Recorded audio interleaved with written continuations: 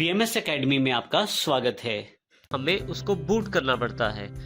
देखिए, जब कंप्यूटर बिल्कुल नया रहता है तो आपके पास बूट करने के दो ऑप्शन होते हैं। आप अपनी विंडो की डीवीडी या कंप्यूटर की हार्ड डिस्क से बूट कर सकते हैं, परंतु यदि आपकी हार्ड डिस्क बिल्कुल नई है तो फिर आपको विंडोज़ की डीवीडी से बूट करना पड़ता है।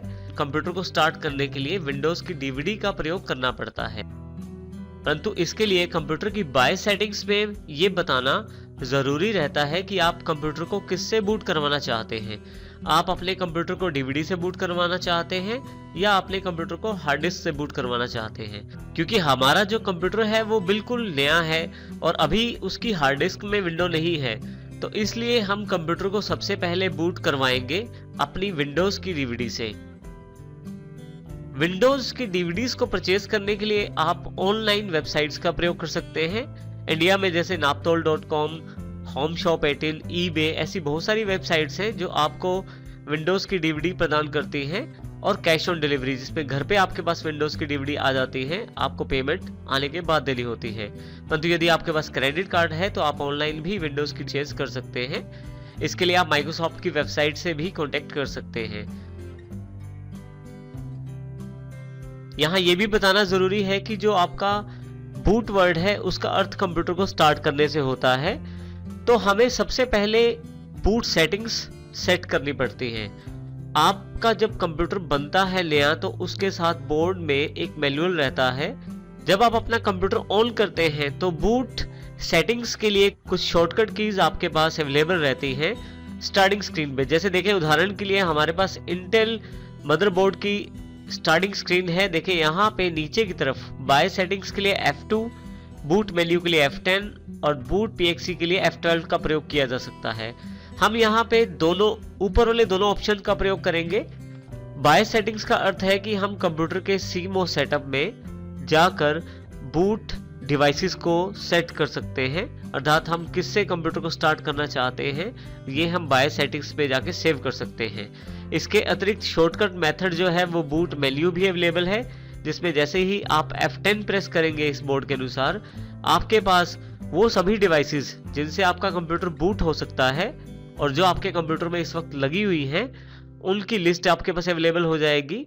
जिस डिवाइस से आप बूट करना चाहते हैं तो आपको वो डिवाइस सेलेक्ट करके बतानी है। जैसे यदि मैं डीवीडी से बूट करना चाहता हूँ अपना कंप्यूटर तो डीवीडी सिलेक्ट कर लूंगा, और यदि हार्ड डिस्क से अपना कंप्यूटर बूट करना चाहता हूं तो हार्ड डिस्क सिलेक्ट कर लूंगा। हम दोनों ऑप्शंस की जानकारी लेंगे, लेकिन इससे पहले ये जानकारी देनी जरूरी है कि आपके बोर्ड के अनुसार आपकी बूट सेटिंग्स अलग अलग रहती हैं।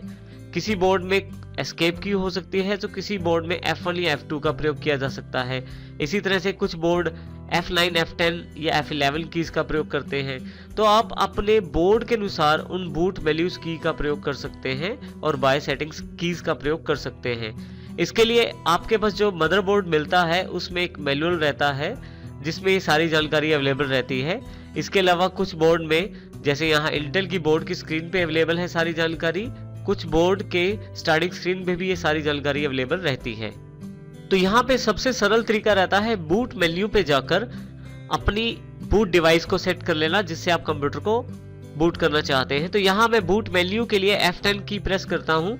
देखिए, फिर से ये कीज आपके बोर्ड के अनुसार रहती हैं। आपके बोर्ड के अनुसार जो बूट मेन्यू की की है आप उसे प्रेस करें। मेरे पास यहाँ उदाहरण में बूट मेन्यू की F10 है। यहाँ पे मैं F10 प्रेस करना शुरू कर देता हूँ। जैसे ही F10 प्रेस करता हूँ मेरे पास एक बूट मेन्यू खुल जाता है कुछ इस प्रकार का। यहाँ से मैं अपनी बूट डिवाइस सेट कर सकता हूँ। ध्यान दें, यहाँ पे तो आपके पास बूट मेन्यू में 3 तरह की बूट डिवाइसेस दी गई हैं, जिसमें सबसे पहले IDE ODD अर्थात ऑप्टिकल डिस्क ड्राइव, जिसका मतलब है कि ये डीवीडी राइटर या डीवीडी रोम की बात कर रहा है। IDE SDD hard disk drive, इसका अर्थ ये है कि मेरी हार्ड डिस्क की बात कर रहा है। तो मेरे पास ये दोनों डिवाइसेस अवेलेबल हैं जिनसे मैं बूट करवा सकता हूँ। इसके अतिरिक्त मैं यहाँ से PCI BEV से भी बूट करवा सकता हूँ, लेकिन पहली दोनों ऑप्शन मेरे लिए बहुत बढ़िया है यहाँ पे, क्योंकि मेरे पास बिल्कुल हार्ड डिस्क फ्रेश है, उसमें विंडो नहीं है। तो इसके लिए मैं अपनी कंप्यूटर की डीवीडी राइटर या डीवीडी रोम में पहले विंडो की CD डाल देता हूँ। उसके पश्चात आपके पास ये ऑप्शन जो अवेलेबल है, यहाँ पे आप सबसे पहले वाला ऑप्शन चुनाव कर सकते हैं क्योंकि आपको डीवीडी से बूट करना है तो यहाँ पे आप पहले नंबर की ड्राइव को सिलेक्ट करके एंटर कर सकते हैं। पहले नंबर की डिवाइस को सिलेक्ट करके अर्थात डीवीडी रोम को सिलेक्ट करके या डीवीडी राइटर को सिलेक्ट करके आप एंटर कर सकते हैं। आपकी ऑपरेटिंग सिस्टम की इंस्टॉलेशन या विंडोज़ की इंस्टॉलेशन शुरू हो जाएगी।